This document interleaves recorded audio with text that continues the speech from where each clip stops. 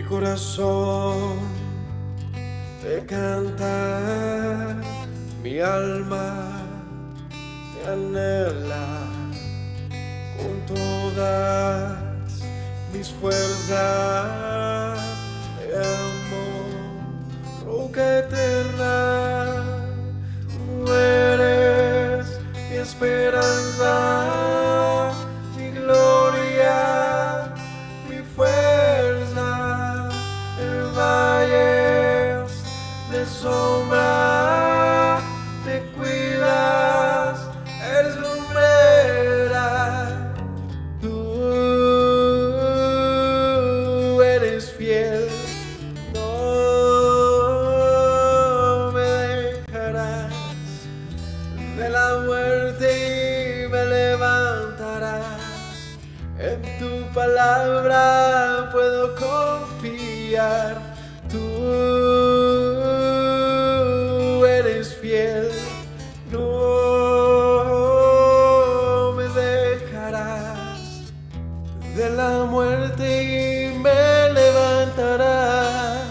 En tu palabra puedo confiar. Eres fiel.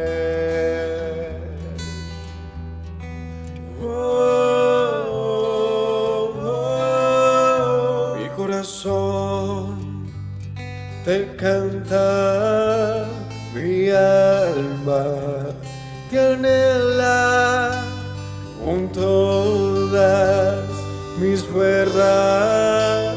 Te amo, roca eterna. Tú eres mi esperanza, mi gloria, mi fuerza. En valles de sombra te cuidas, eres lumbrera. Tú eres fiel, no me dejarás. De la muerte y me levantarás. En tu palabra puedo confiar. Tú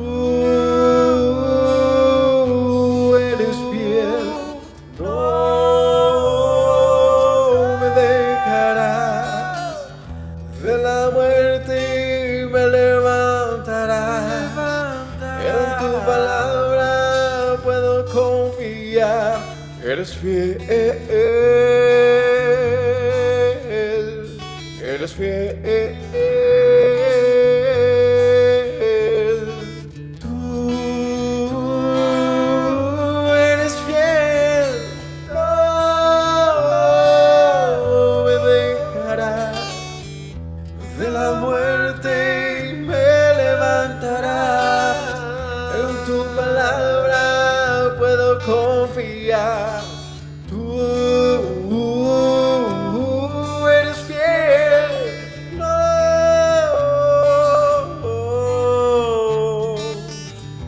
de la muerte y me levantarás. En tu palabra puedo confiar. Tú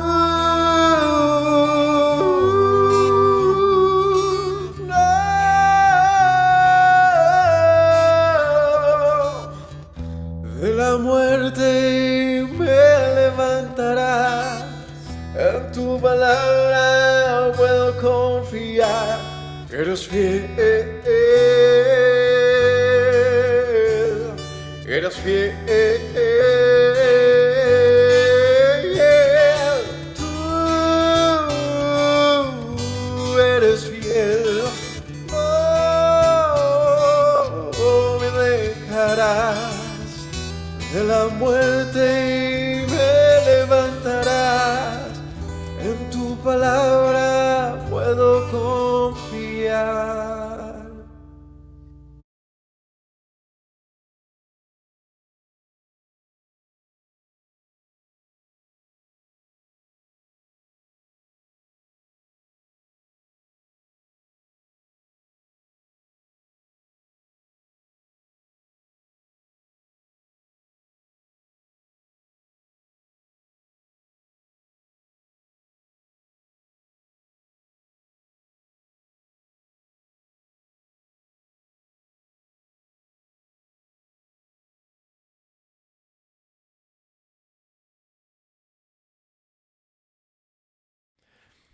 Shabbat Shalom para todos mis hermanos. Yahweh los bendiga. Gracias por acompañarnos al estudio del libro de Génesis, capítulo 3, verso a verso. Estamos con esta hermosa tarea de interpretar la escritura versículo a versículo y pueden encontrar estos estudios como una lista de reproducción en nuestro canal, Génesis verso a verso.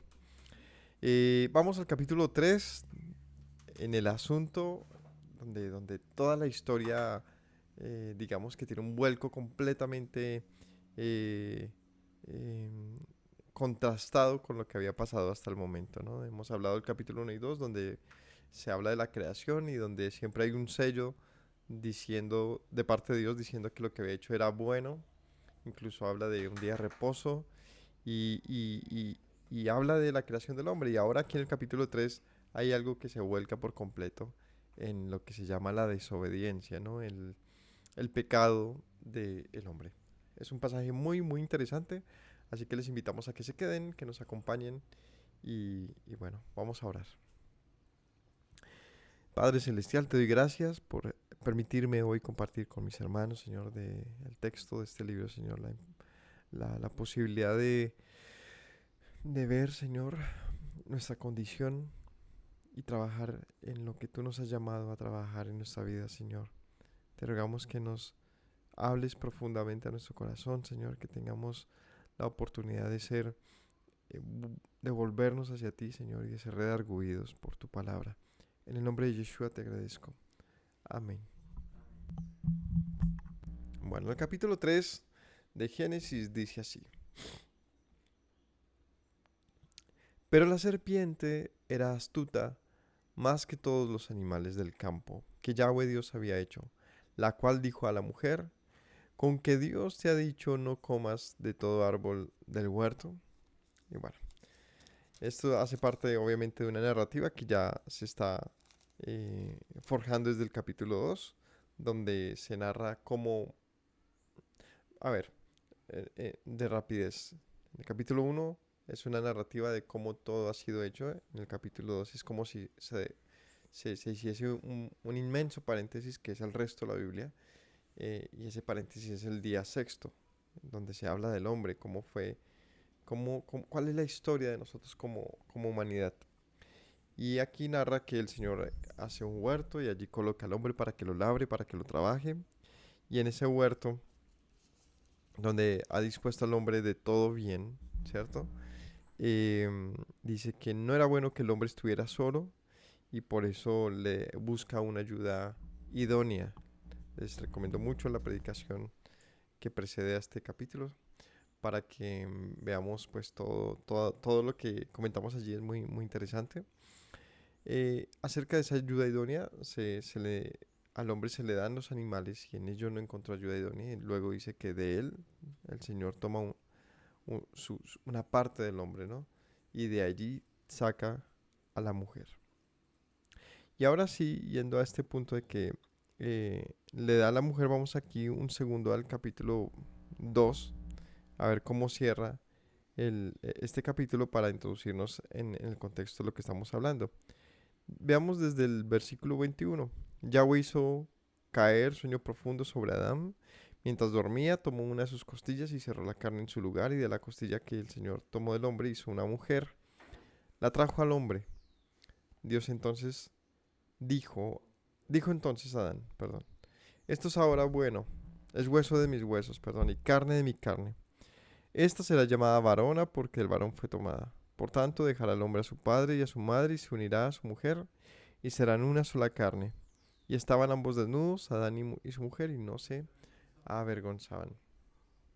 Entonces, es la narrativa de cómo eh, la humanidad llega a ser ese ser social que tiene con quien compartir y cómo se gesta esa, digamos, raíz del origen de la humanidad, donde es el hombre y la mujer como seres independientes de la evolución. Esto es algo muy interesante porque si nos fijamos acerca del resto de animales, del resto de especies, se menciona que el agua lo produjera, ¿cierto?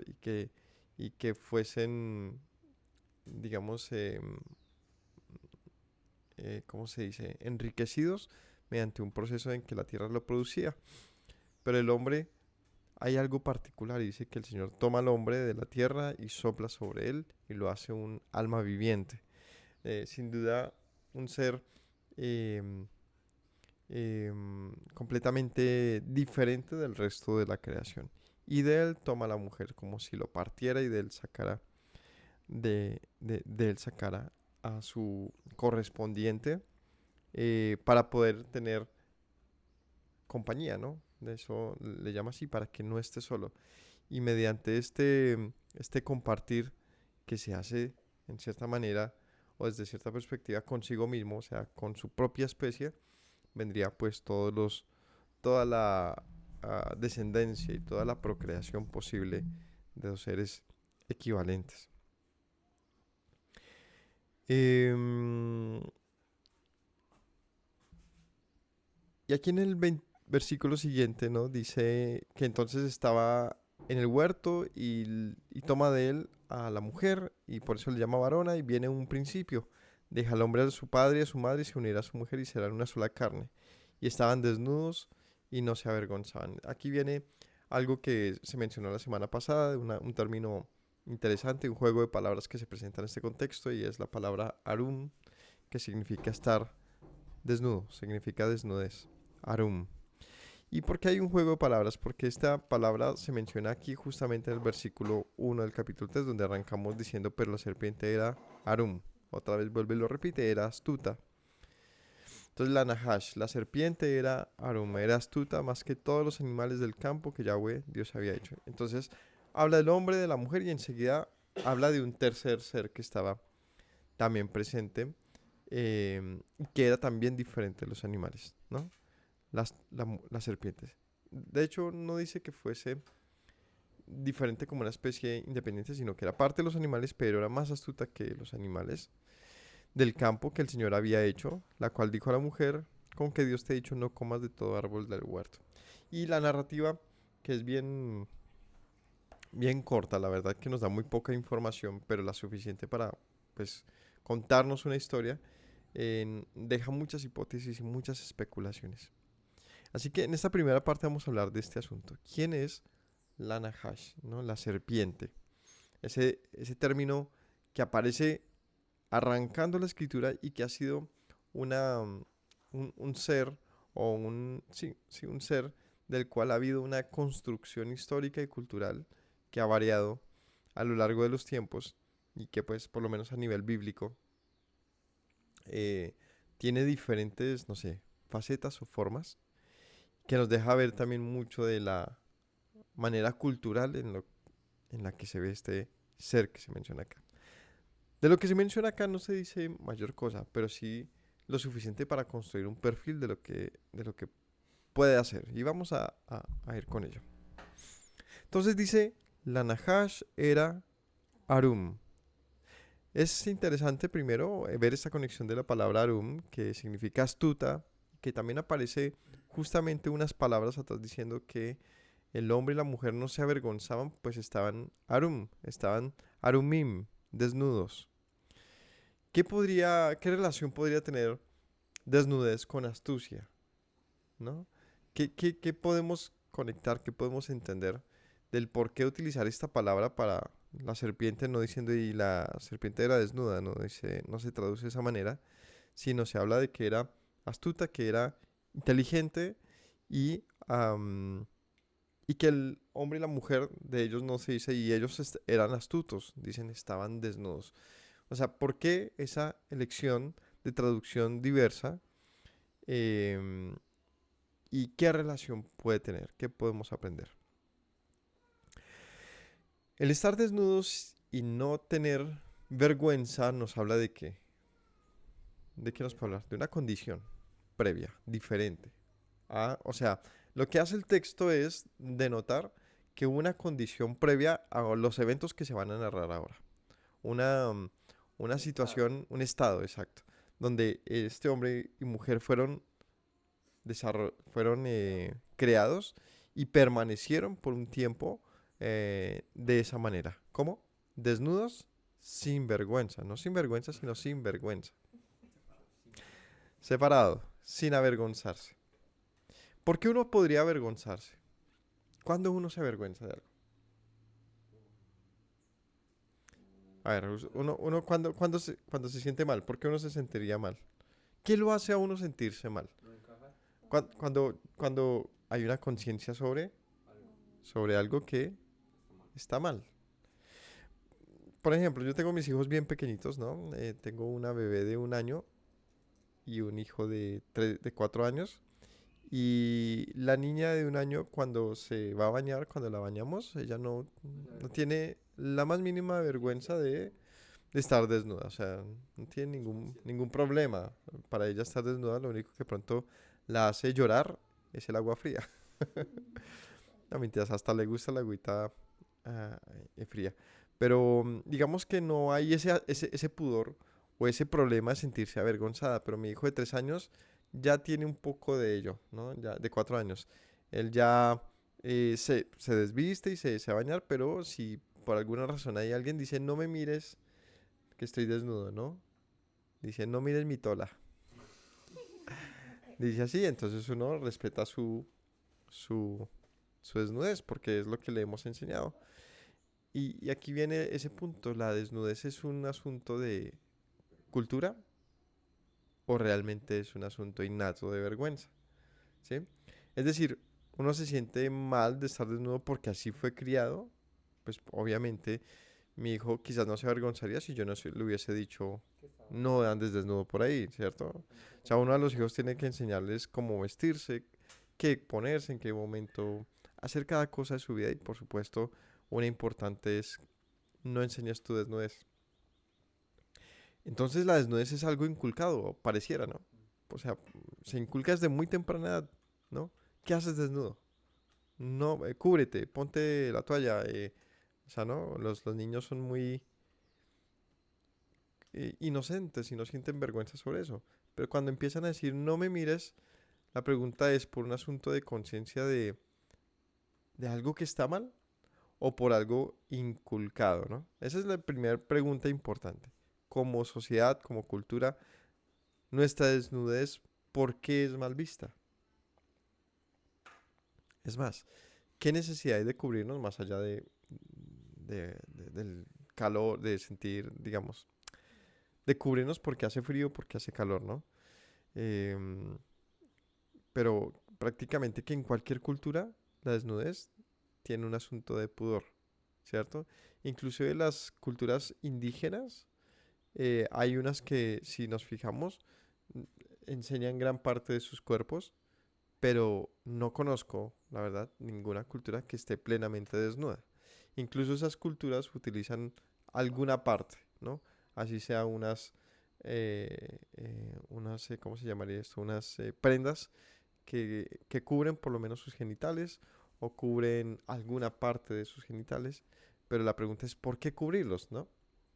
Y ahí es donde viene algo bien curioso, o sea, independientemente que se enseñe mucho o poco, como algunas otras culturas donde por lo menos ya con una exageración que lo es y en contra de la libertad, por ejemplo, algunas culturas chiíes musulmanas hacen que la mujer prácticamente esté completamente cubierta, o sea, donde es vergonzoso que ella descubra siquiera su rostro.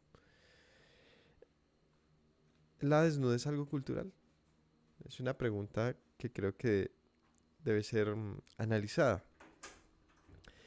Pero el texto nos dice que va más allá de la cultura y que la vergüenza por la desnudez tiene algo que ver más allá de la cultura y tiene que ver con una condición humana. Es decir, al parecer, en un momento u otro de la vida, el hombre va a tener la necesidad de cubrirse.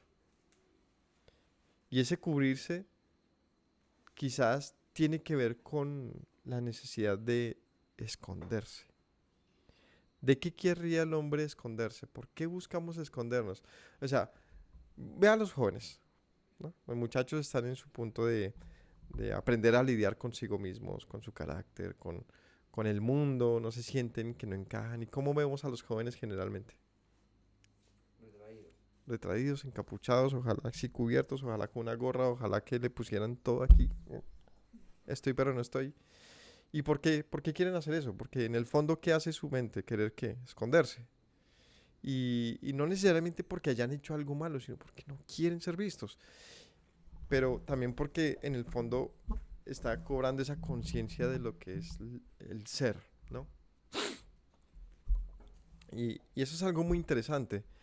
Vemos entonces un estado donde no había nada de que avergonzarse, por lo tanto, incluso, eh, mejor dicho, el hombre y la mujer eran plenamente expuestos, ¿no?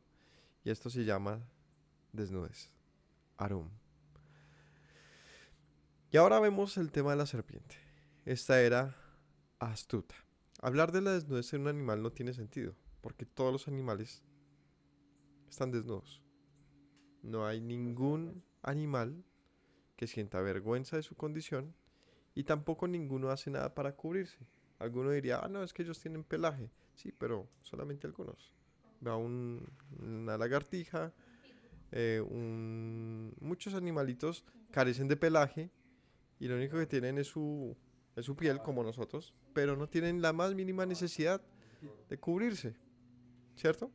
Así que no es el punto. Ellos no tienen pelo para porque sienten vergüenza. Tienen es porque así en la naturaleza de que el Señor les dio existen, ¿no? Es para las razones que tenga su pelaje o su tipo de cobertura.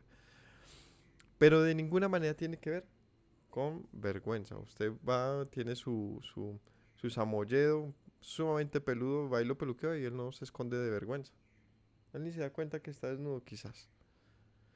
Lo único que es que va a tener mucho frío y lo está arriesgando de seguramente de enfermarse.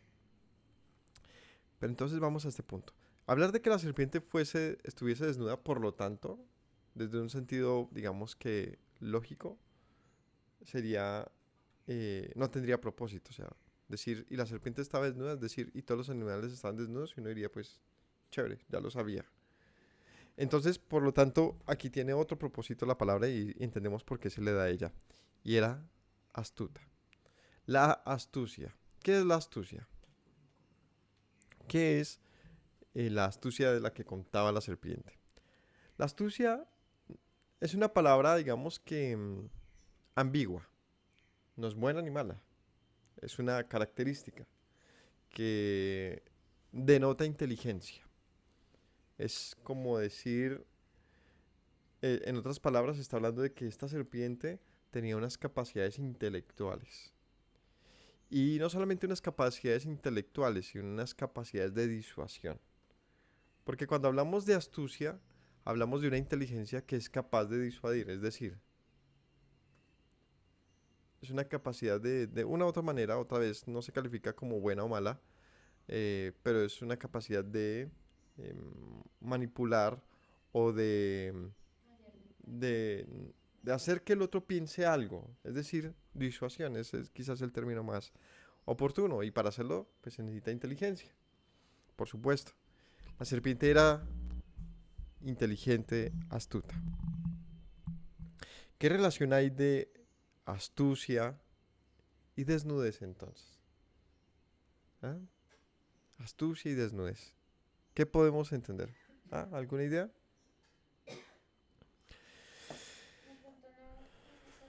Es que es la misma palabra hebrea. Arum para desnudo y arum para astuto. Es la misma palabra. Que el hombre dice arum era Adán y Eva y no se avergonzaban. Y arum era la serpiente. Más que todos los animales del campo que el Señor había hecho. Y esta le dijo a la mujer tal cosa. Tenía un conocimiento, pero ¿qué relación hay con la vergüenza? Aquí entramos es a un punto de mera especulación, ¿sí? Porque no hay, digamos, hay términos que son muy claros en su relación, pero aquí podemos ver más bien dos condiciones. El del hombre, en su desnudez, representa un estado, digamos, de ingenuidad, ¿cierto? Manipulable, engañable. Y la serpiente tenía justamente eso, tenía la capacidad de engañar y de manipular. Así que al parecer este Arum representa dos estados de una misma, de un mismo ser. Un ser sin engaño y un ser con engaño, donde el ser que no tiene engaño es desnudo, sin vergüenza. Y el, la otra cara de esa palabra, que es astuto, es un ser engañador. Un ser engañador. Entonces, esto nos puede también recordar y por lo tanto tener una conexión de alguna manera lejana y cercana con quién. ¿Con quién? ¿A quién? Si hablamos de engañar, ¿a quién nos recuerda? A Jacob. ¿Qué era Jacob? Engañador. Astuto. Y ahí vemos eso. Astuto, sí, porque él quería el bien, la bendición, sí, pero ¿a qué costo? Manipuló a su padre, manipuló a su hermano. Era astuto como la serpiente, engañador. Y si nos fijamos, ¿qué pasa en la historia de Jacob? ¿Qué hace Jacob para obtener la bendición? Se viste. Vemos otra vez el punto de oculta su desnudez y para engañar a su padre se viste. ¿Ve? O sea, hay una conexión interesante de dos historias, quizás alejada, pero no desconectada del todo. Porque la palabra clave de Jacob es engaño. Y cuando él engaña a su hermano, dice, Esaú le dice a su padre, con razón le pusieron ese nombre de engañador. Y Yeshua dice, aquí un verdadero israelita en quien no hay engaño, y bien sabemos que el término Israel es el nombre que se le da a Jacob. Entonces, la palabra engaño y Acab con Jacob tienen toda relación con un estado, otra vez, un estado de engaño. Y lo curioso es que vemos a un hombre sin engaño que pasa a ser engañado y luego el Señor dice ese engañado ahora se vuelve engañador y le dice, ahora tú eres Israel. Y Yeshua diría, en quien no hay engaño. O sea, es como volver al huerto, ¿no? Si vemos, hay una historia como que nos dice, fuiste engañado y te volviste engañador. Pues es importante que de la mano de Dios vuelvas a un estado en el cual no hay engaño. ¿Listo? Dos pasajes ahí para que los... Hágale. Mateo 10, 16. Veamos aquí dos pasajes que me comparten. Mateo, ¿qué? Mateo 10, 16. A ver, espérenme un segundito. Vamos a Mateo, capítulo 10, versículo 16. Espérenme que están pegadas estas hojas. Dice así Mateo 10, 16.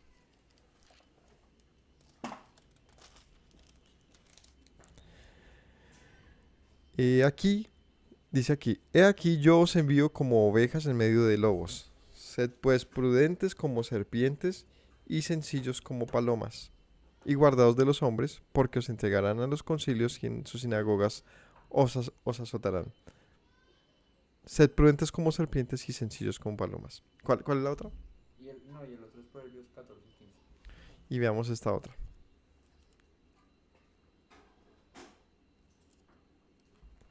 14:15 dice, el simple todo lo cree, pero el avisado mira bien sus pasos. Esa palabra avisado es Arum. La palabra avisado es Arum. No sé qué, prudencia. Prudencia Y ahí dice y astutos, como astutos. serpientes. Ujú, O sea, también relaciona a Yeshua el tema de la astucia. ujú. Entonces es esa ambigüedad de la palabra que usted menciona y esa conexión entre una astucia o una prudencia para lo bueno.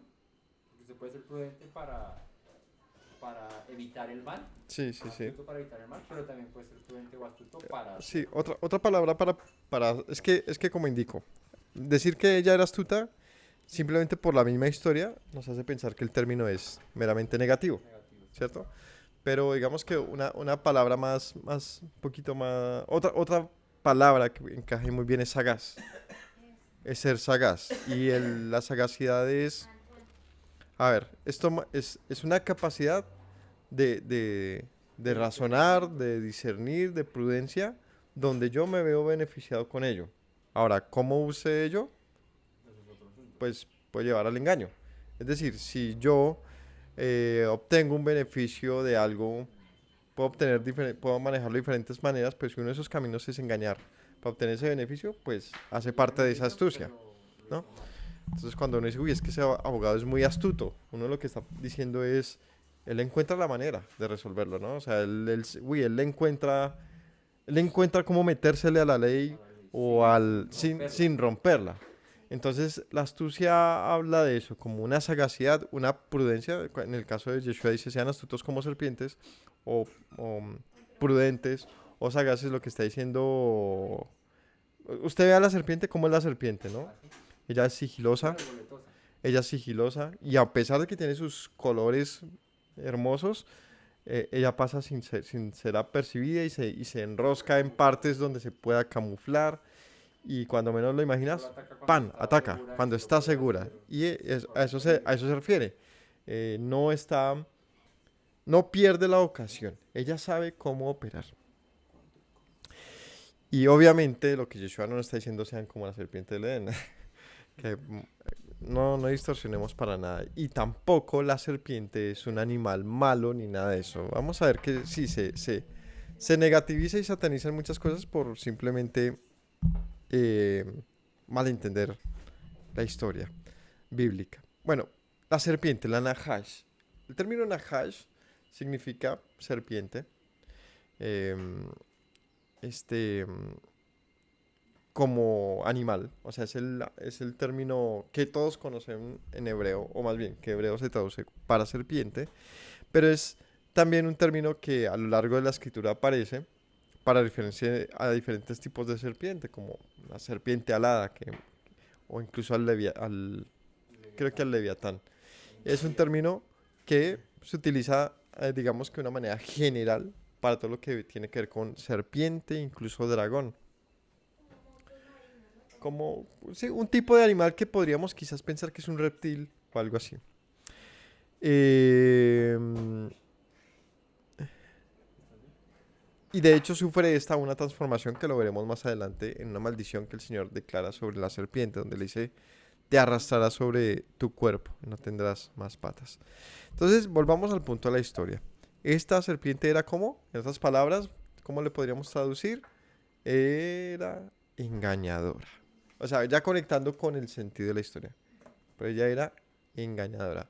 Jugaba con palabras, era una excelente jugadora de palabras, ¿no? De términos.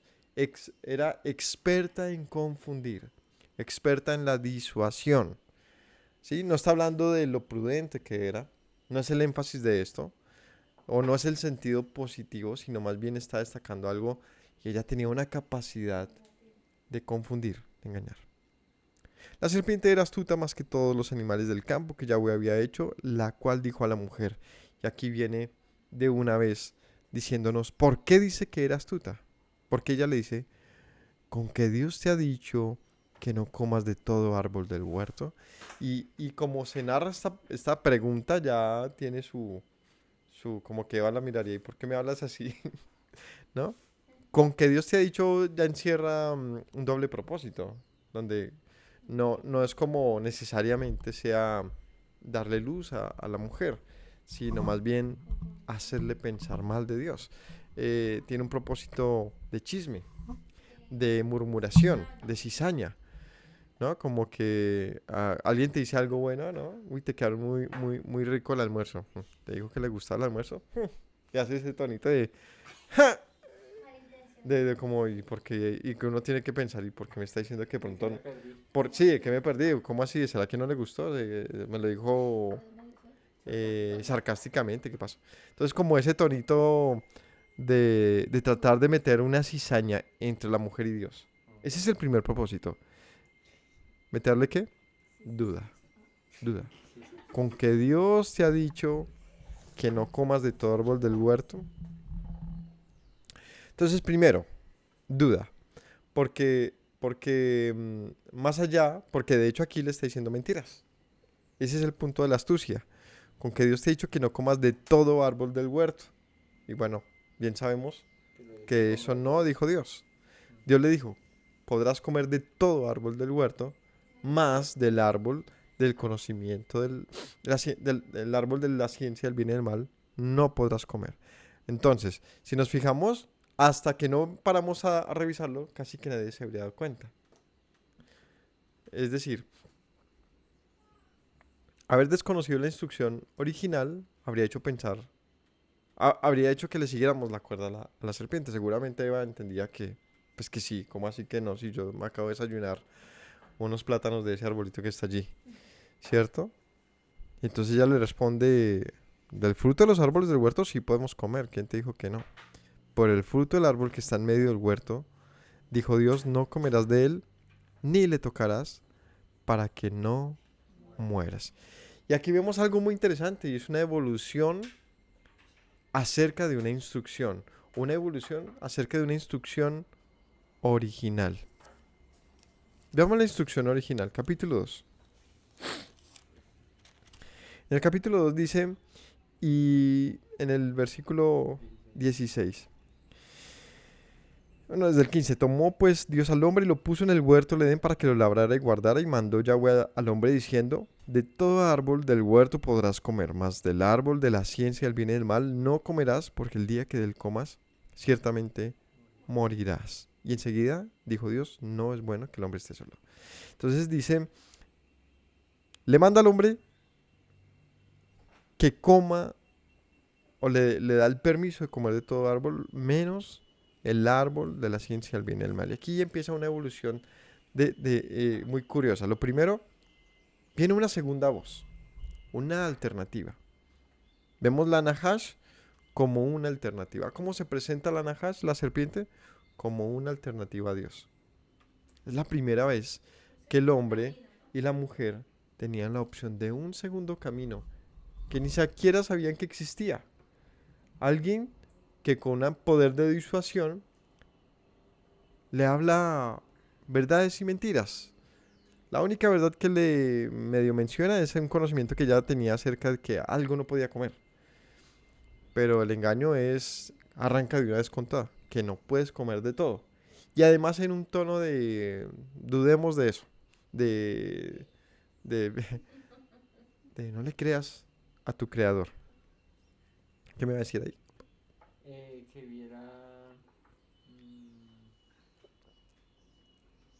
viera que el término Nahash traducido en números 23-23. Sí, habla de adivinación. Porque contra Jacob no hay agüero ni adivinación contra Israel. Esa palabra agüero es. Sí, sí, el término Nahash es un término que también se traduce como adivinación. Y es que justamente en diferentes pasajes donde se utiliza y se traduce de esa manera, pues están hablando de una prohibición. ¿Por qué la adivinación, la hechicería, los encantamientos son prohibidos? Porque son qué? Otro camino. Es una sabiduría, Es otro camino. pero caminada hacia el Es una mal. alternativa a Dios. Como un camino rápido, Es, alejado de la pero obediencia a Dios, ¿no? ¿sabe cuál es el problema con la adivinación? No. A ver, el problema de la adivinación es el poder de manipular. O sea, cuando alguien le dice, yo sé lo que ha de ser, y usted inmediatamente guarda silencio y quiere escuchar qué ha de ser. ¿Qué pasa si la adivinación no necesariamente es una verdad dicha? Es la capacidad de cautivar a otro con astucia, para que ese otro crea lo que usted le dice. Entonces el adivino le dice, tu marido te va a dejar.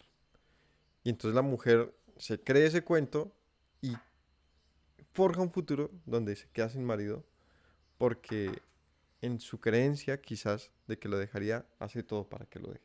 ¿Me hago entender? Es decir, no necesariamente la adivinación es un acto de conocer realmente el futuro, sino el punto clave y el conflicto es la capacidad de manipular a otro. Por eso dice el Señor, cualquiera que le hable y no se cumpla lo que ha dicho, ojo que ese es un adivino. No lo tengan en medio de ustedes. Porque el mundo consulta a los adivinos, pero el pueblo no va a consultar a su Dios. Entonces, el punto es la alternativa. Más allá de si es verdad o no, o sea, no es el tema al punto al que voy. Sino independientemente de dónde provenga esa voz del adivino, puede ser su propio corazón, puede ser lo que leyó en el chocolate, o un espíritu que se le diga, yo qué sé. El punto es prohibir que tú busques una alternativa al camino que Dios ha instituido como camino. El Señor le dijo a Adán y Eva, consulten entre los animales cuál es mi voluntad. Yo les digo, no coman de esto y coman de esto. Ahí donde tiene más sentido ese término en la serpiente ahí, ¿no? Ujú. Porque era otro camino que viene a Claro, plantearles. total, total. Entonces, eh, entonces la serpiente se muestra aquí como una alternativa a Dios. Una alternativa. Simplemente la adivinación, en otras palabras, es un pecado de idolatría. ¿Por qué? Es una alternativa Es a confiar Dios. Es en confiar otra cosa. en otra voz y eso es tener otro Dios. O sea, ahí vemos la razón de por qué a Dios le molesta la idolatría. Es porque el punto no es que tengas un Dios u otro, o sea, va más allá como el celo de uno de por qué tienes otro, sino es porque no me escuchan a mí.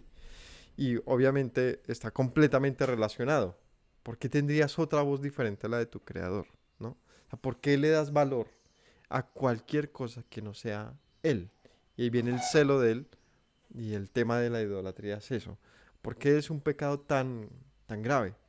Porque significa que morirás. ¿Pero por qué Dios quiere matarme? ¿Que por sus celos? No. Porque cualquier otra voz diferente a la de Él No te lleva a lo bueno. no te lleva a la vida. Y dijo Dios, y dijo Dios, y dijo Dios, y era bueno, y era bueno, y era bueno. Y dijo la serpiente y murieron. ¿Vemos? Ese es el punto.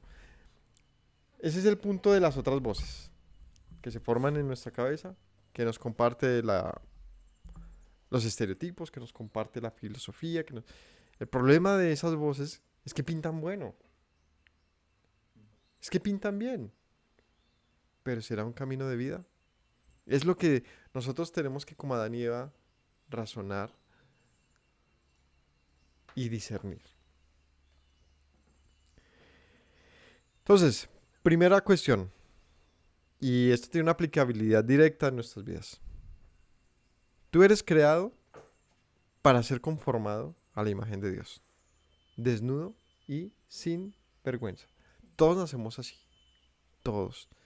Entonces dicen, yo difiero de una interpretación de la de en pecado me concibió mi madre. Entonces, como dice ese texto eso, entonces yo soy pecador por eso. Y no, ella era la que me concibió en pecado, ella. Significa que, aun y a pesar de que yo provengo de un ser que ha pecado, el Señor me ha mirado con gracia a mí. Porque yo, si fijamos atrás en los pequeños, si un pequeño es abortado, muchos dicen de acuerdo a ese pasaje, que de hecho es un salmo, o sea, no es un pasaje doctrinal.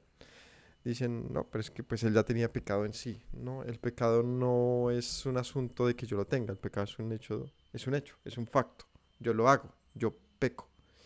¿Y cómo puedes culpar de pecado a un inocente?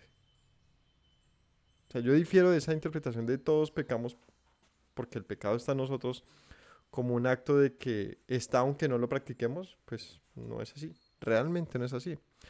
El pecado es un hecho que se ve visible en la medida que se ejerce. Pero entra en la conciencia del conocimiento del bien y del mal. Ahí es donde Exacto, se hace presente. exacto. Podemos tener en nosotros es,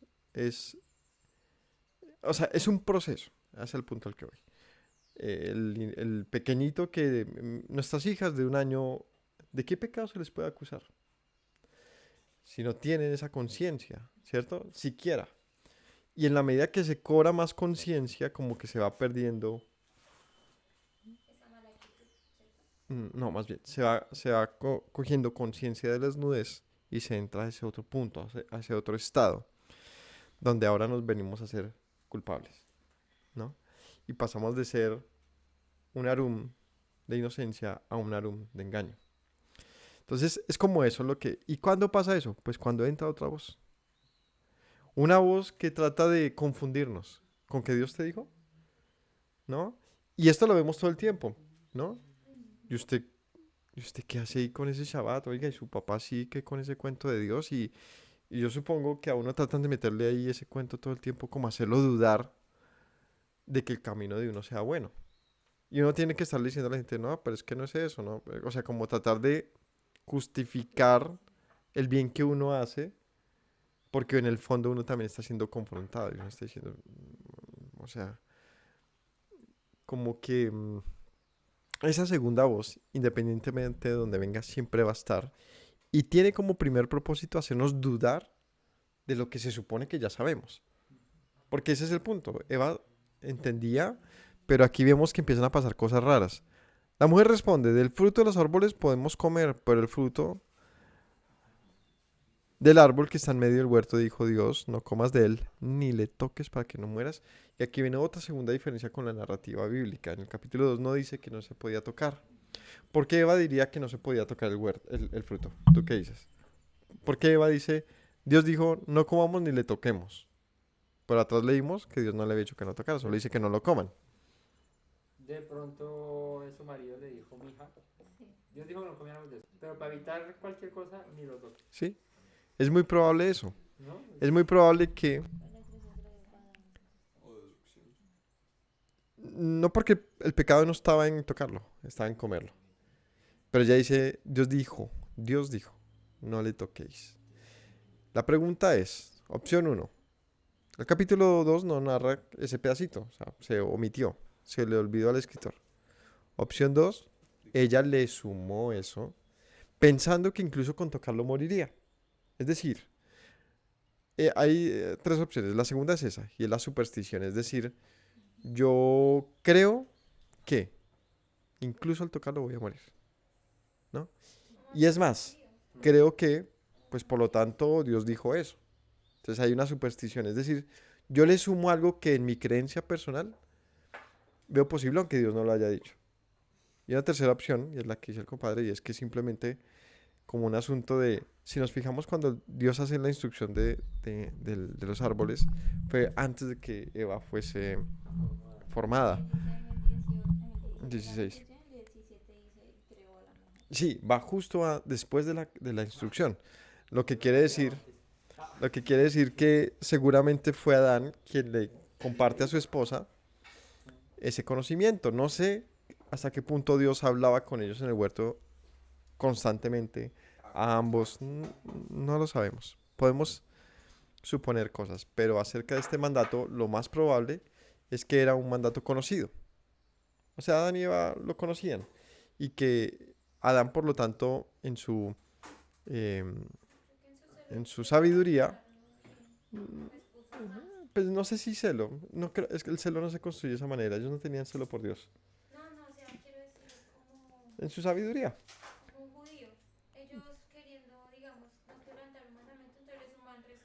Yo creo que si hay un, en todo lo que va hasta este punto, que es poco pero mucho, o sea, estamos hablando de los orígenes de todo, y solamente se narra un punto de no lo hagan porque morirán, yo creo que eso es como estar en medio de una consola de muchos botoncitos, todos blancos, lo más de lindo, y hay uno así gigante, rojo, tun, tun, tun, tun, no tocar, No lo toques.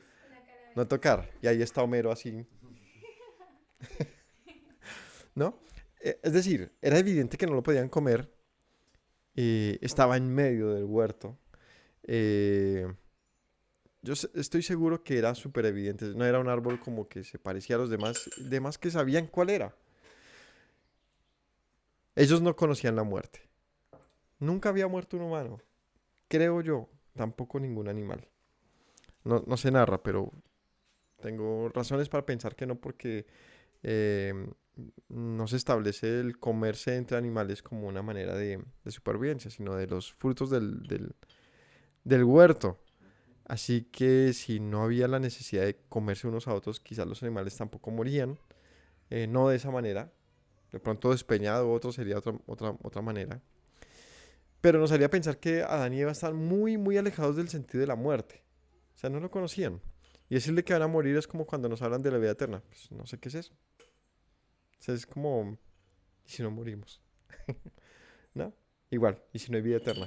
Es lo mismo, o sea, es tan alejado porque no se conoce, porque no se ha accedido a esa comprensión real de eso, que se podría, al contrario, desestimar. Así que tú puedes desestimar algo, es mejor, ¿sabe qué, Eva? Ni toque esa vuelta, por favor. O sea, no sabemos, no nos metamos ahí. Entonces es probable que en ese sentido de una protección mayor para un asunto del cual se puede pasar una línea en cualquier momento, eso haya hecho que Eva concibiera que quizás siquiera tocarlo era también un mandato de Dios, el no tocarlo. En ese punto vemos otra cuestión importante y era la manera en que el hombre busca preservarse a sí mismo en lo que es malo para él, aunque no lo entiende. Pero eso también tiene su arma de doble filo. El primero es cuando ya no disciernes si es de parte de Dios o no. Porque Eva decía, Dios nos ordenó ni siquiera tocarlo y bueno, es mentira. Así que la razón de protección se había convertido también en una cuestión de adjudicarle un mandamiento de Dios que él no había dicho, lo cual está más adelante leemos que el Señor dice, cuidado con eso, no agreguen ni resten, no le sumen ni le resten. Entonces, ahora vemos eso replicado de una manera mucho más extensa. ¿Y a eso cómo se le llama? Religión, tradición, comentario, costumbre, camino. Y volvemos al mismo punto. Un camino alterno. Un camino engañoso de la serpiente y un camino de suma protección donde también es engañoso. Porque al final de cuentas infla, le pone levadura a lo que Dios ha dicho. El caso es que esto le demostró a la serpiente que Eva no tenía tan claro lo que Dios había dicho. Dios dijo que no la tocara nada, ya pues. No me imagino así en ese sarcasmo de sabes pero no sabes realmente lo que Dios ha dicho. O sea, ese es el problema de la religión en general, ¿no? De los pensamientos humanos. Cuando te dice alguien lo que Dios ha dicho y además le infla un poquito más, toca tener cuidado. No porque esté mal realmente protegerse. Lo que está mal es no poder discernir que proviene de Dios y que no. Ella pudo haber dicho, Dios dijo que no comamos, pero mi marido y yo hemos decidido ni siquiera tocarlo. Tendría otra voz y es muy válido. Entonces, pero estamos suponiendo que realmente Dios no haya dicho que no la toquen. Porque igual sí está una, creo que más pequeña probabilidad de que también lo haya dicho Dios ante que no esté narrado, no esté escrito. El caso es que suponiendo y de acuerdo a la lectura, Dios no lo dijo y por lo tanto ella tenía ahí una confusión en su mente de lo que Dios sí ha dicho y no ha dicho. Entonces la serpiente dijo a la mujer, no morirás. Y aquí esta palabra que lo cambia todo. Porque definitivamente hay un camino de come y mueres, no comes, no mueres. Y viene otro camino que te dice come y tampoco morirás. Es una alternativa. Es una alternativa completamente nueva. Y No sé cuánto llevaban ellos en el huerto.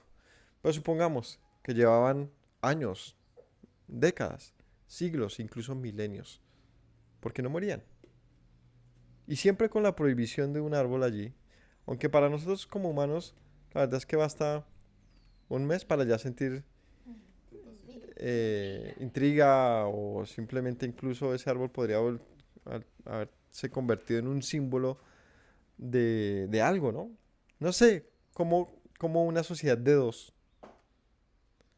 evoluciona en su pensamiento si nosotros vemos que nuestro pensamiento siempre es, o sea, en el poder compartir cosas, ¿cierto? Ya vemos que Adán y Eva compartían cosas y llegaron a un punto ni lo tocamos. O sea, son como nosotros, no eran tan diferentes, eran humanos. Y es algo muy interesante de ver, de verdad que lo es, porque a veces pensamos, los mitificamos como eran diferentes, pero ¿y si no? Yo la verdad creo que no, porque si no, no habrían pecado. Eran tan semejantes que nos pone a pensar esto, cuánto tiempo habrán estado allí y por lo tanto, cómo evolucionó el concepto o el mandamiento de Dios en ellos, ¿no? El caso es que ya les plantea por primera vez, es que ¿quién les dijo que morirían? Dios, no van a morir, sino que sabe Dios, y aquí es donde otra vez le bota una ¿cómo es? Un Una anzuelo. cizaña, una vuelta y Cizaña. una cizaña, una Una cizaña, cizaña, creo que es una cizaña. cizaña Ah, es otra cosa. en relación a Dios. No, Señor, sino que Él sabe, cuando le dice así, Él sabe y cierra los ojos y voltea así. Entonces como que ya, uy, ¿qué me quiere decir? ¿No? ¿Qué me está diciendo? Sabe Dios que el día que comas de Él, Sí. serán abiertos sus ojos, serán como Dios, sabiendo el bien y el mal. No van a morir. Lo que pasa es que Dios sabe que si ustedes comen de ese árbol, de ese fruto, sus ojos se abrirán y serán como Dios, sabiendo el bien y el mal. ¿Esto es verdad? ¿Esto es mentira? Es verdad. Es verdad, pero es mentira también. Es Sí, es verdad. verdad y mentira. Es verdad, pero es mentira también. ¿Por qué? Porque ella dijo, la primera afirmación es, no moriréis. Error, morirán. O sea, ella es la serpiente, la astucia de la que se habla acá, la sagacidad es para camuflar mentiras entre verdades. No van a morir, sino que Dios sabe que cuando coman de él, y aquí le dice la verdad, serán abiertos sus ojos, serán como Dios sabiendo el bien y el mal. ¿Esto es verdad o es mentira? Es verdad. Eh, no sé por qué está atorado acá. Ya. Sabe Dios que conocerán el bien y el mal. Y aquí viene el punto de este engaño, y es que le pinta que Dios tiene un plan eh, odioso de no permitirle al hombre acercarse a él, a ser como él, sino que realmente Dios ha escondido entre engaño el árbol, diciéndole, si lo tocan van a morir, pero nunca iban a morir, es lo que le dice la serpiente, sino van a acceder a algo muy glorioso que Dios se ha reservado para él en su egoísmo, es lo que le hace pensar a Eva, porque ella pensaría, ¿y por qué Dios nos ha reservado eso? Nótese que ellos no tenían nada reservado. O sea, el huerto era plenamente para ellos, no tenían ninguna prohibición particular, solamente una, el fruto de un árbol. ¿Cuál era el fruto prohibido? ¿Mm? ¿Cuál era el fruto prohibido? ¿Ser como Dios? O sea, ¿Conocer el bien y el mal? comer. ¿Comer? ¿Cuál era el fruto prohibido? El camino de la serpiente. ¿Por qué el fruto prohibido era el camino de la serpiente? Vamos a desarrollarlo. El día que coman serán abiertos sus ojos. ¿Qué dice el pasaje de Génesis acerca de la creación del hombre? Y dijo Dios, hagamos al hombre a nuestra imagen conforme a nuestra semejanza. Y aquí que le dijo a la serpiente que el hombre sería como Dios. ¿Cuál es el problema con ello? Si fue la razón de la creación del hombre, ser como Dios. ¿Entendemos? O sea, el ser como Dios es semejante a Dios, es lo que refiere aquí. No está prohibido ser como Dios. De hecho, es la razón y propósito de la humanidad. ¿O no dice Yeshua acerca de esto? ¿No dicen los salmos? ¿No dice la ley acerca de ustedes que son como dioses? Y no sabían qué responderle acerca de eso. Y no lo está negando Yeshua. Lo que está diciendo es, no entienden que acercarse a Dios, ser como Él, no es blasfemia ni es un pecado, sino es el propósito mismo. Y ustedes me quieren matar por eso, les dice Él a ellos. No morirán. Perdón. El día que coman serán abiertos sus ojos, serán como Dios, sabiendo el bien y el mal. ¿Qué es abrirse los ojos? Van a pasar de un estado a otro. De El- conciencia. Van a, sí, se les va a descubrir una conciencia que han tenido, digamos que preservada, oculta, que no han visto. Se les va a abrir el conocimiento, ¿no? En esta época veríamos, así es como se le refiere a esto, se les va a abrir el conocimiento a algo nuevo. Y esto nuevo es el conocimiento del bien y del mal. El conocimiento del bien y del mal. ¿Esto dónde lo vimos? En el capítulo anterior. ¿Cómo se llama el árbol? El árbol de la ciencia del bien y del mal. ¿Qué es la ciencia del bien y del mal? ¿Ah? ¿Pero qué es la ciencia del bien y del mal? ¿Qué es el conocimiento del bien y del mal? ¿Qué es? Es la capacidad de reconocer lo bueno y lo malo. es un discernimiento particular. Es decirle al hombre, ¿usted sabía que hay cosas buenas y malas? La pregunta es, ¿y eso qué tiene? O sea, ¿por qué está prohibido saber lo bueno y lo malo? Sin duda un perro no sabe discernir lo bueno y lo malo. El perrito actúa por mero instinto, donde sabe más bien, actúa por protección, donde sabe que si por ejemplo aquí se le ha insistido en que no se suba a los muebles, sabe por la insistencia, por los regaños, por las maneras en que uno maneje eso, sabe que no lo debe hacer porque pues, prefiere evitarse que lo regañen, que lo echen, que lo que sea, pero no porque sepa que sea bueno o malo. Es decir, no hay una conciencia de bueno y malo, sino más bien de consecuencia. Consecuencia. Pero no es lo mismo. La conciencia del bien y el mal no es la conciencia sobre las consecuencias. ¿Qué define lo bueno y lo malo? La ley. Las consecuencias. ¿Qué es el bien? Pues lo que trae algo bueno. ¿Qué es el mal? Lo que trae algo malo. ¿Qué define el mal? El mal que se cosecha. ¿Qué define lo bueno? El bien que se cosecha. Ejemplo. ¿Por qué era malo comer el huerto? El árbol del conocimiento del bien y del mal. ¿Por qué era malo? Eso decía. Porque morirían. Pero no porque en sí el fruto fuera bueno o malo. El fruto no era calificado como malo. Era comerlo. Porque para comerlo tocaba pasar por algo. ¿Qué era?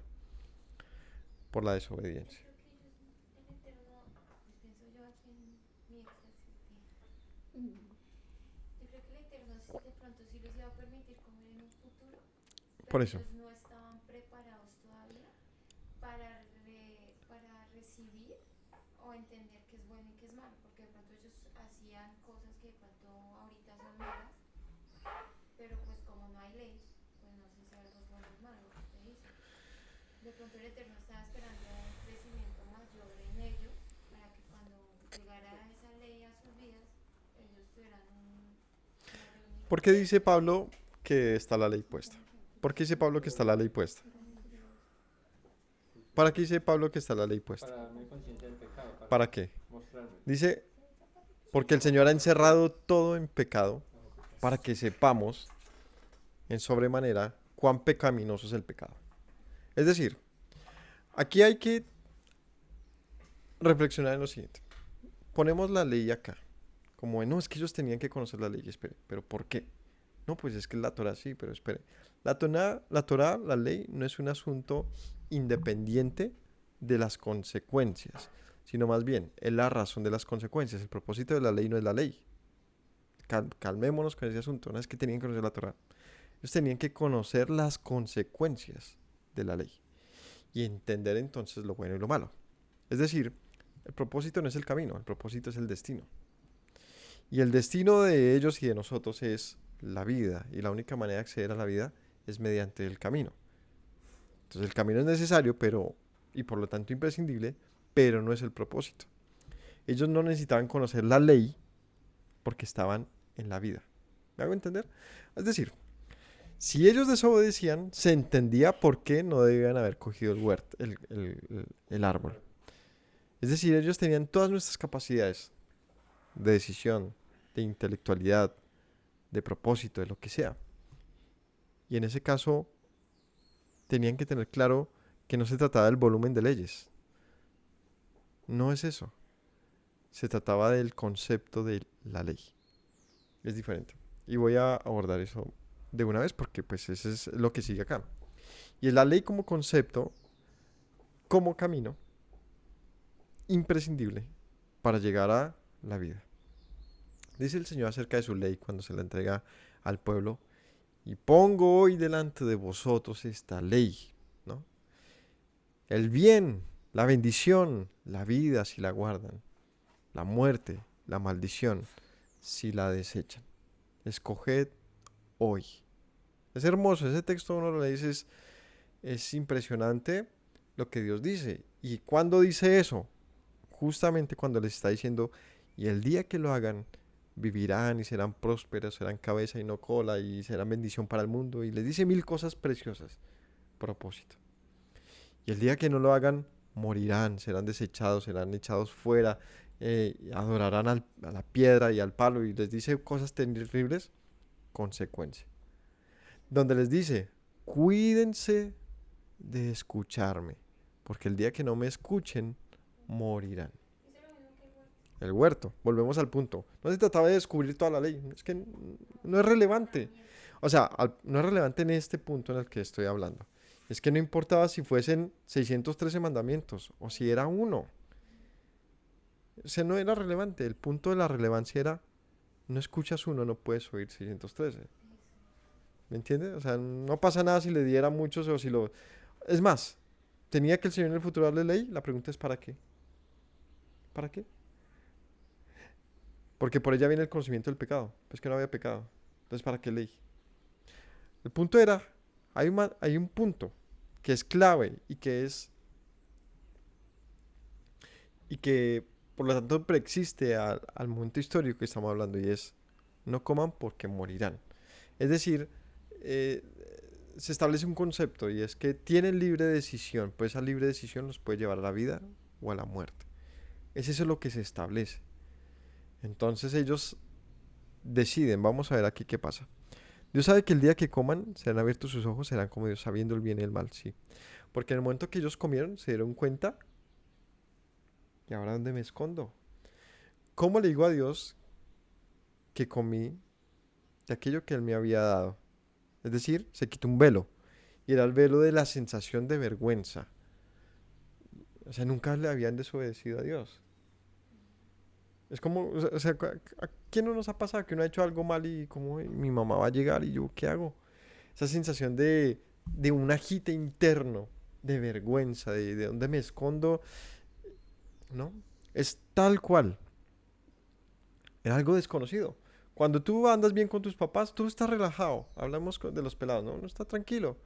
Pero cuando uno ha hecho algo malo, uno dice, ay, ahora cómo le pongo cara a mi papá y a dónde me escondo. Y es esa sensación interna de ojalá que no me vaya a preguntar, yo como, ¿qué le voy a decir? Y hay papás más tenaces. Hay otros que, pues, no pasa nada, hijo. Pues estamos aquí al punto de, vas a morir, hijo. O sea, papá me advirtió que la paliza era grave. ¿Cómo le digo, no?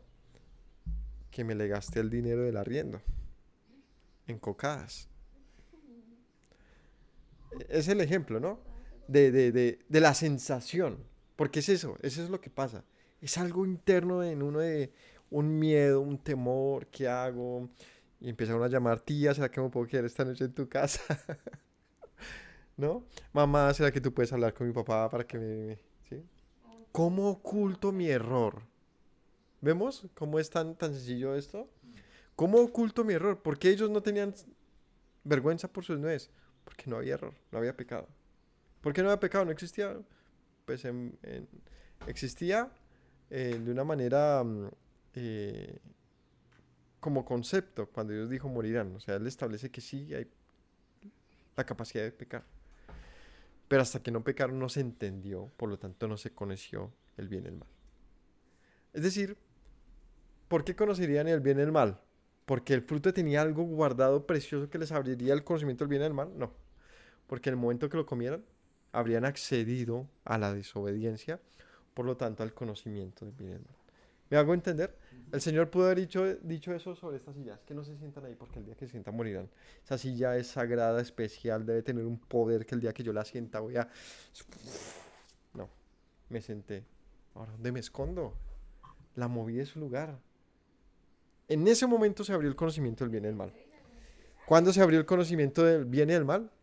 Cuando escogí otro camino, cuando no le oí más, cuando lo menosprecié. Fueron abiertos sus ojos y ahora sentían vergüenza. ¿Lo entendemos? Es evidente que esa es la manera que pasan estos hechos. Porque póngale cuidado, dice, serán abiertos sus ojos, serán como Dios sabiendo el bien y el mal. Y dice, y no morirán. Y Eva pone en duda esto, o sea, bueno, o sea, Dios nos está ocultando cosas, yo pensé que todo era más puro, yo pensé que Él nos amaba, que no sé qué habrá pensado ella, pero pensó mal por primera vez, y no es su marido, cosa que es común. Pensó mal del Eterno. Ella solo conocía tres cosas en su vida, dos cosas, a su esposo y al Creador. O sea, no, era todo para ella. O sea, pensemos en eso en ese momento. Era todo para ella. Quizás pensar de esta manera él se lo tumbó del lugar en que lo tenía. O sea, Dios no pensó bien del Creador. Definitivamente no. ¿Por qué? Vio la mujer que el árbol era bueno para comer y que era agradable a los ojos y árbol codiciable para alcanzar la sabiduría y tomó de su fruto y comió. Ella dijo, después de que la serpiente le dijo eso, dijo, uy, yo no me he dado cuenta que brillara tanto esa pera. Qué verde. Qué verde más lindo. Debes saber cómo hacer igual a Dios. ¿Qué codició Eva? El árbol, lo delicioso que se veía, lo apetitoso. Ella lo que codició fue ser igual a Dios. No quería alguien diferente. Ella codició lo que supuestamente Dios le estaba reservando. Lo que le estaba diciendo, no comas porque serás como yo. Yo soy único y ustedes allá ignorantes, insectos, mueran. Es lo que le pintó la serpiente y ella dijo, uy, ¿cómo así? Hay un camino más rápido al cielo. Y lo codició, árbol codiciable, para alcanzar la sabiduría y tomó el fruto y lo comió. Aquí es evidente que está diciendo que lo que codició fue el conocimiento. Codició un conocimiento oculto. ¿Y cuál era el conocimiento oculto que ella no sabía y que ahora iba a arrepentirse el resto de su vida? El conocimiento de la vergüenza. El conocimiento de lo bueno y lo malo. Ahora entendí. Yo sí que me hablaba de que no hagan lo malo. Yo, ¿qué es eso? No entiendo. Nunca lo he hecho. No conozco nada que haya hecho lo malo. No conozco nada malo en la vida. Y cuando defraudó al Creador, no porque él no supiera que sería eso, sino cuando ella se sintió que le defrauda y no murió, pues como que pasa esta ambigüedad de, tú me dijiste que no moriría, Dios nos está engañando, porque no murimos. No morimos, no murimos. Pero ahora, ¿dónde me esconderé de su presencia? Pero usted sí se ha dado cuenta que es algo repetitivo en toda la historia. Oh, Pero sí ya, o sea, el Eterno empezó con uno, mandamiento, después uno, sí, lo amplifica. y cada vez que el pueblo peca, se triplican los Le da más mandamientos. información. De pronto, y cuando vino Yeshua fue aún más el nivel de excelencia y el Eterno le dice, pórtese bien para que, o sea, como que no le tenga que estar, o sea, para no tenerle que estar dando tanto. Lo que hace es demostrarnos, ¿sabe qué? Es que cada vez se accede más. Cada vez se accede más a la sabiduría y al conocimiento del bien y el mal. O sea, yo le puedo decir a mi hijo, hijo, no llegues después de las 6 de la tarde porque es peligroso. Conocimiento muy amplio. Él puede decir, pero, ay, ¿por qué peligroso, no? O sea, ¿cuál es el problema? Entonces llega tarde, 8 de la noche.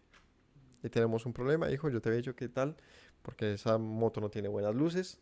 Un nuevo mandamiento. O sea, es que puedo tener un problema, un accidente por las luces. Además hay gente mala en el camino. O sea, yo le brindo más información. Más información. Hay villanos. Puede pasar un accidente, puede alguien lastimarte, etcétera, ¿no? Él vuelve y lo hace, ¿no? Un ejemplo. Entonces, otra vez tengo que hablar con él. Y ya te dije por qué. Entonces, cada vez que le doy más porqués, él conoce más razones por las que no debe hacerlo. Y en ese mayor conocimiento, mayor sabiduría, pues sí, también tiene más puntos en los que no debe hacer una mayor demanda, pero también una mayor certeza del por qué hacer las cosas y por qué no hacerlas. En ese orden de ideas, lo que dice Pablo es muy interesante. El Señor todo lo expresó en mandamientos para que sepamos cuán pecadores somos. O sea, como que todo lo ha expresado en no hagas, haz esto, no hagas, no hagas. O sea, como que es muy explícito en en lo que se debe y no hacer, a fin de que nosotros sepamos No sigamos que siempre pudiendo escoger algo positivo, generalmente escogemos un camino alterno. Y eso se convierte entonces ¿en qué? En nuestra desgracia. Dio también a su marido, el cual comió así como ella. Entonces fueron abiertos los ojos de ambos y conocieron su desnudez, cosieron hojas de higuera y se hicieron delantales. Aquí pasa a ese otro estado. ¿Cuál? Al del conocimiento del bien y el mal. Ella, me imagino, comió toda feliz, toda ilusionada. ¿Y dónde es que ya la vida eterna? Como ya soy, ¿cómo me ves, serpiente? Ya parezco una diosa, le dice. Ella le dice, y ella va entonces a donde su marido le dice, mira que no morí. Me imagino esa escena así. Quizás habría sido diferente. Pero pongámosle esta pinta. Y ella llega allá con una cesta llena de ese fruto. Adán le dice, ¿dónde estabas? ¿Qué es eso que estás trayendo? ¿Qué es ese fruto? Y ella le dice, Adán, Dios nos engañó. Mira que comí del fruto que él nos dijo que no y no morí. No morí como él nos había dicho. La serpiente me dijo que sería como Dios, conociendo el bien y el mal, anda y come. Y él, seducido por las palabras confiables de su mujer, Eva no quería el mal de su marido, ¿cierto? Hay mujeres que quieren el mal de su marido, pero Eva no. Eva no quería el mal de su marido. Y o Adán pensaba eso. Y bajo la evidencia de que no había muerto, quizás también dudó de su creador. Y Adán no redime a su mujer, sino accede al engaño del cual ella también accedió. Y ambos accedieron al conocimiento del bien y del mal. ¿Cómo? Desobedeciendo al creador. De tal manera que no era un fruto fantástico, con poderes de abrirle el conocimiento. No. Era el hecho mismo de desobedecer lo que les abriría el conocimiento de lo bueno y lo malo. Es decir, hijo, no toques eso que te vas a quemar. Hijo, que no lo toques. Quémate entonces. Entonces, cuando va y se quema, entendió por qué era prohibido quemarse. Porque se pegó el quemón bien brusco. Accedió a un conocimiento que no entendía, que no conocía realmente. Y ese punto es muy importante que entendamos. La ignorancia de todo lo porvenir, de todo lo que el Señor nos ha revelado con tanta paciencia y con tanto amor. Vea, esta página, esta Biblia tiene como 1500 páginas. 1500 páginas de palabras de amor una tras otra diciéndonos, yo quiero preservarles la vida. Yo quiero preservarles la vida y uno sigue diciendo, pues que yo no entiendo eso. Yo quiero experimentarlo. Y entonces dice él, pues vive hasta tu muerte.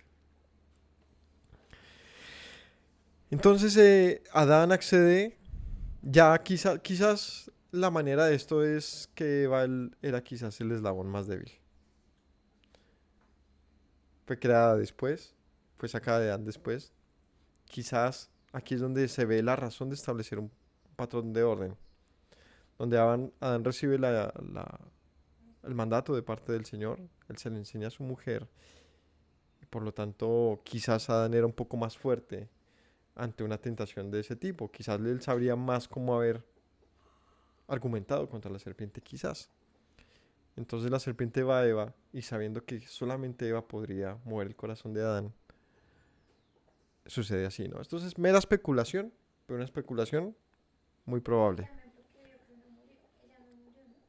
Sí, pero si la serpiente le hubiese dicho a Adán no morirás, pues ¿cuál es la evidencia? ¿No? Entonces al ver a su esposa una prueba como esa, quizás de esa manera accede. Hay muchas maneras de ver esto, muchas interpretaciones. Una interpretación muy romántica que dice que Adán, no queriendo ver morir a su esposa, prefiere morir con ella. Es muy Romeo y Julieta. Romeo y Julieta, maravilloso. Y es una manera de exaltar el gran amor del hombre sobre la mujer, pero no creo que haya sido eso, porque él tampoco entendía la muerte. Y evidentemente aquí no dice que la mujer se sintió avergonzada de haber comido. Ella no estaba en plan de, ay Adán, ¿y ahora qué hago? Voy a morir. No, pues ven y comamos del fruto.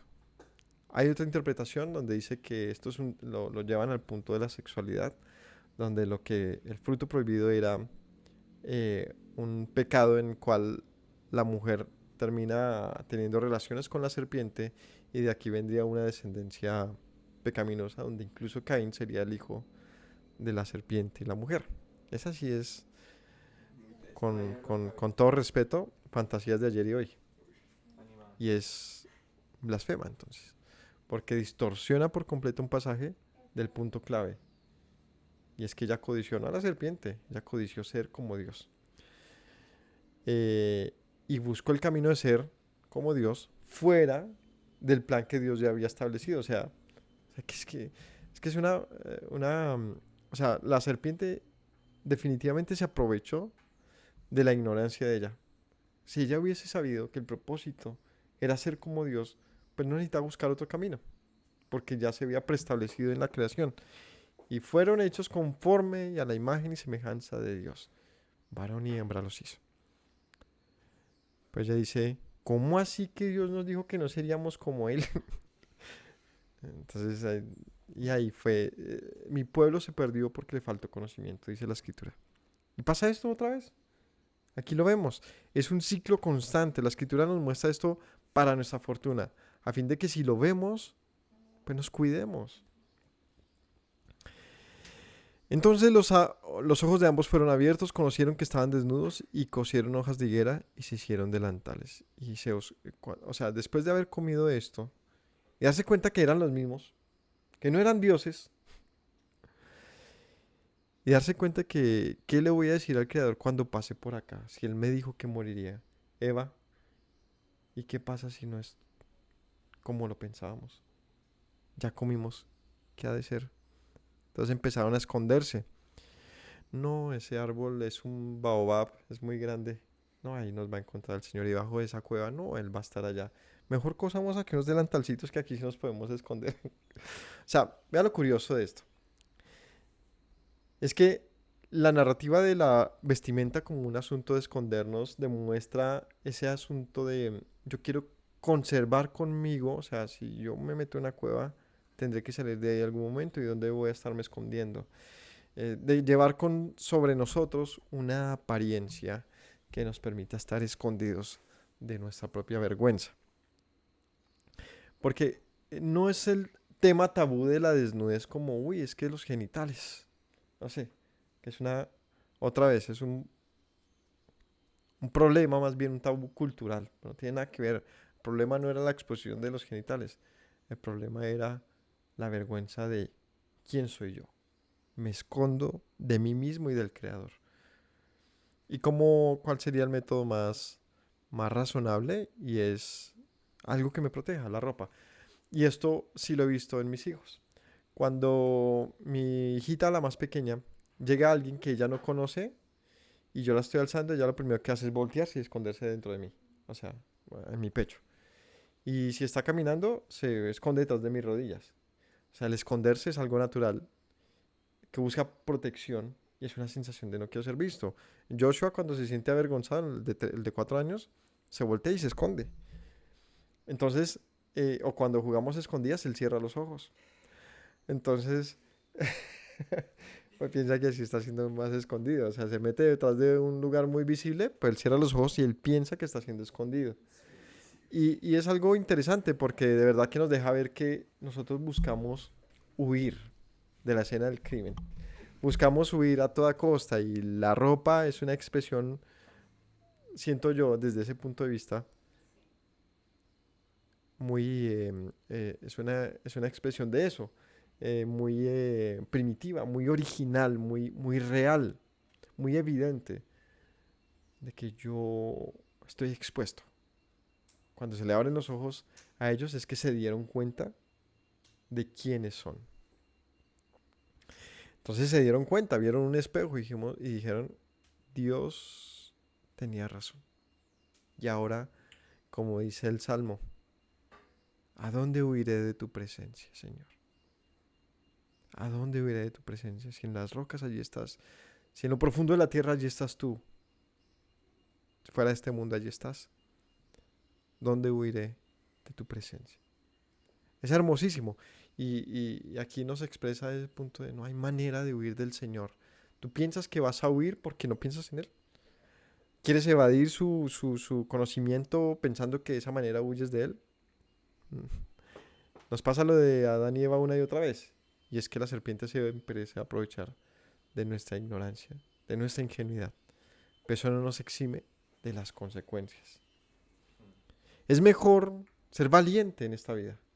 Tomar las cosas en nuestras manos, ser más atrevidos y decir, ¿sabe qué? No, es que yo no quiero huir de la presencia del Creador. Yo quiero estar en su presencia.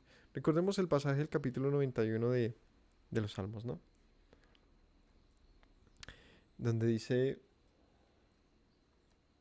el capítulo 91, que es un salmo de Moisés, donde dice, em, donde dice acerca de habitar bajo la sombra del Omnipotente, ¿cierto? Bajo sus alas, ¿no? ¿Cómo es que dice?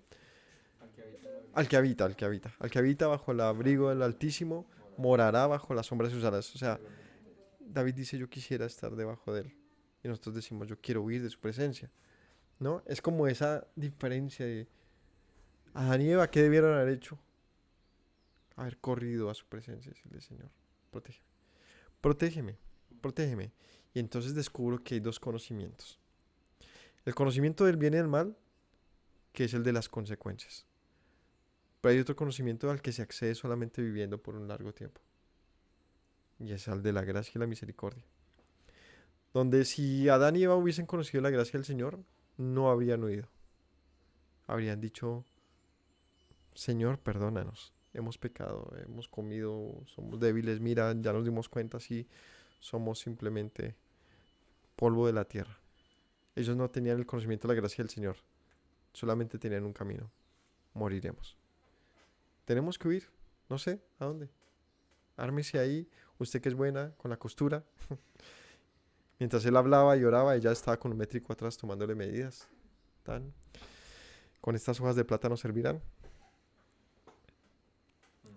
Conocieron que estaban desnudos. Cosieron hojas de higuera. No les funcionó las de plátano, tocó de higuera. Si han visto las de higuera como son, yo compré una higuera, se me murió, pero las hojitas son grandes, son así como, en su forma son como, ¿cómo le digo? Son equidistantes, es decir, es como redonda, pero obviamente tiene las formas de hojita, como esas que hay en los pantanos. Sí, se han visto que ponen en los dibujitos una rana encima, es como esa, pero mucho más pequeña. Ese es el tipo de hoja con el que hicieron una costura y se hicieron los delantales. Y oyeron la voz de Yahweh que se paseaba en el huerto. Entonces enseguida, este pasaje nos hace pensar que sí, que sí había un contacto cercano con Dios. ¿Qué debió haber hecho Eva? Pienso yo, opción 1. Debió haber huido de la serpiente más bien. Y haber gritado seguramente o siquiera susurrado, Señor, ¿no moriremos? Y estoy seguro que él habría aparecido ante ella, le hubiese dicho, Eva, te están engañando. Yo te he dicho tal cosa. Si había una relación tan cercana entre Dios y ellos, la pregunta es, ¿por qué no confiaste en Él? ¿Por qué no lo buscaste, Eva? ¿Qué te pasó? Así como yo le digo muchas veces a mi hijo mayor, yo le digo, hijo, confía en mí. Yo no te voy a decir nada que te quiera herir, yo no te voy a decir nada que quiera. No busco ser egoísta contigo. Cuéntame tus cosas, quiero ayudarte. Quiero ayudarte. Y cuando no lo haces, yo le digo, ¿por qué no me contaste? ¿Por qué no confiaste en mi hijo? No sabes que yo puedo ayudarte. Y eso es lo que yo le diría a Eva y es, Eva, ¿qué te pasó? Yo sé, soy humano como tú, sé que somos débiles. ¿Por qué no buscaste al que se paseaba en el huerto? ¿Por qué lo dejaste para después? ¿No? Pero ahí también nos vemos nosotros y es que cuando pecamos nos escondemos y deberíamos preguntarnos a nuestro yo, ¿por qué no confiaste en el Señor, no? Es que es la misma historia. Y estamos allí como animalillos, escondidos, como huyendo del incendio en vez de ir corriendo a aquel que puede salvar nuestra alma, ¿no? Yahweh dice aquí, oyeron la voz de Yahweh que se paseaba en el huerto al aire del día. El hombre y su mujer se escondieron de la presencia de Yahweh Elohim entre los árboles del huerto. Mas Yahweh Elohim llamó al hombre y le dijo, ¿dónde estás tú? Y él respondió, oí tu voz en el huerto y tuve miedo porque estaba desnudo y me escondí. Y le dijo, ¿quién te enseñó que estabas desnudo?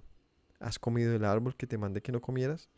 Y el hombre respondió, la mujer que me diste por compañera me dio del árbol y yo comí. Y bueno, con este pedacito vamos a cerrar, porque es que falta la historia que sigue, que es ya el tema de pues, las consecuencias y todo lo que Dios les va a decir, da para una enseñanza completa. Vamos a cerrar con esto. Entonces se les aparece el Señor y paseando en el huerto les dice, ¿dónde estás, Adán? ¿Por qué esa pregunta? ¿Acaso Dios no sabía dónde estaban? Por supuesto. Era una pregunta en la cual Dios esperaba una actitud diferente quizás de Adán, ¿no? Yo creo que todo mundo o muchos concordamos con esto. Y es que la pregunta retórica de Dios esperaba que Adán dijese, he pecado, Señor, perdóname.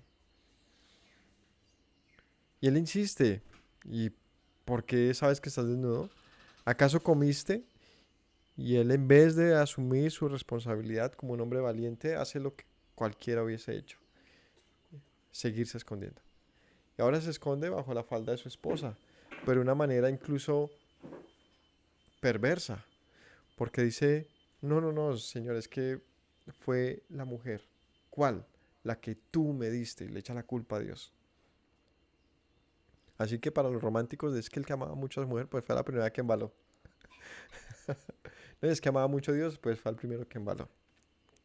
No, aquí están tú y yo, como de costumbre, ¿no? Echándole la culpa al Creador, sintiéndonos muy molestos con Él por la vida que tenemos. Siempre la culpa es de Dios. La mujer que tú me diste, es que la vida que tú me diste, el cuerpo que tú me diste, los amigos que tú me diste. Toda la culpa es de Dios. Los padres que tú me diste, la pareja que me diste, los hijos que me diste, la culpa es de Dios. Ok, y ahí es donde entraríamos a la siguiente etapa de este capítulo, que es la narrativa de cómo empieza cada uno a soltar sus cargas en el prójimo, eh, y no habiendo a quién más echarle la culpa, se le echa la culpa al demonio y finalmente Dios nos castiga a todos. Donde no vale soltar nuestras cargas sobre el otro.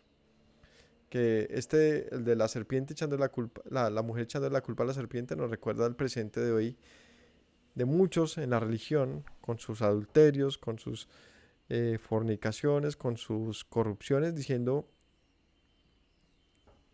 es que necesito una liberación para sacar al demonio, al espíritu que me hace hacer esto. Siempre uno buscando a quien echar la culpa y Dios esperando. ¿Y cuándo se va a poner usted los pantalones para asumir su condición y corregir? Porque el conocimiento del pecado debe llevar a un segundo estado. ¿Cuál es? ¿Qué es lo que debe hacer el conocimiento del pecado? ¿A qué debería llevarnos? ¿Ah? Al arrepentimiento. Porque el que conoció que adulteraba, luego de haber conocido, pues que no adultere más. Entiende uno que alguien haga algo por ignorancia, pero después de haber conocido el mandamiento, ¿cómo puedes volverte de él, no? Pues Adán sabía que no podía volver a comer de ese árbol, pero ya comió. ¿Qué debía hacer? Señor, no lo vuelvo a hacer. Podía haberle dicho eso. Perdóname. Sé que vendrán consecuencias sobre mí, pues yo no lo vuelvo a hacer, perdóname.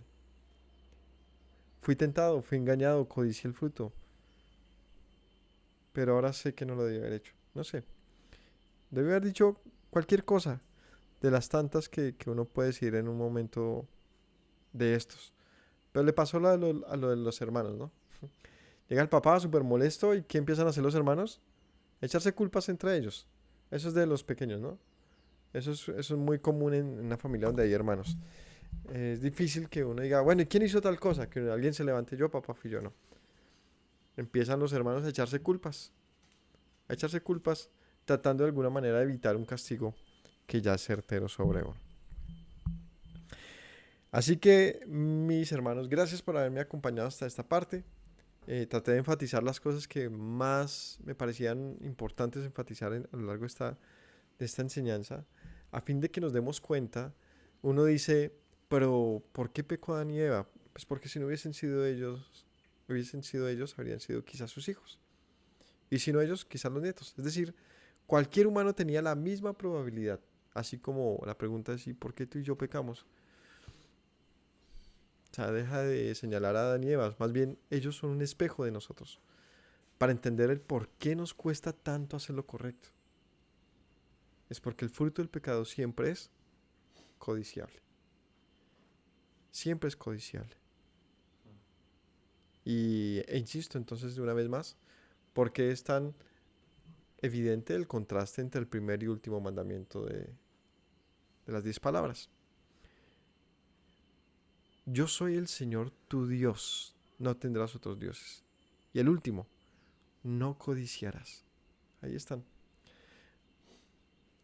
Porque la codicia te lleva, sin duda, inmediatamente a tomar el segundo camino. El camino de la Nahash. El camino de la astucia, del egoísmo, del quiero ser como Dios ya.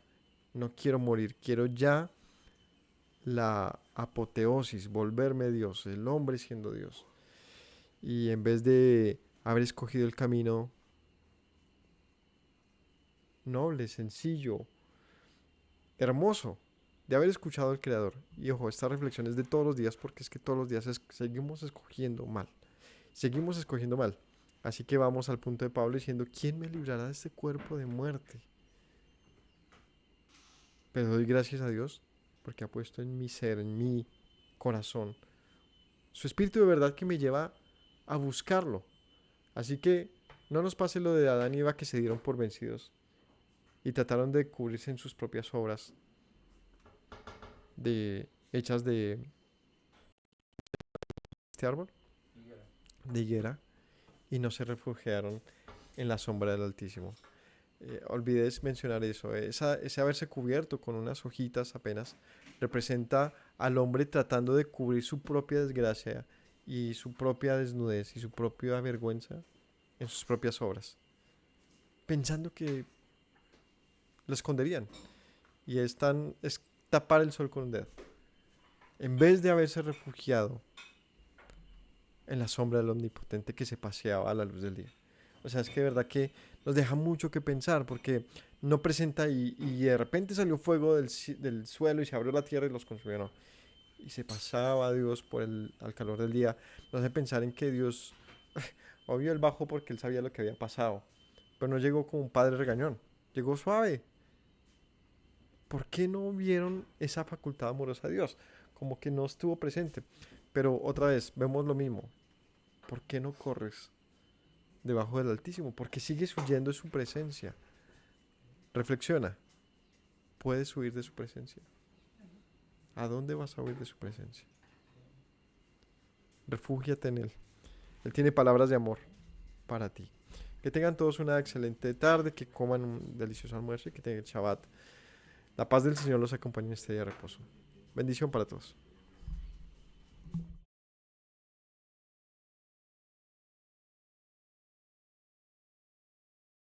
Me presento nuevamente, mi Rey, mi buen Señor. Mis pasos se han desviado, necesitan dirección.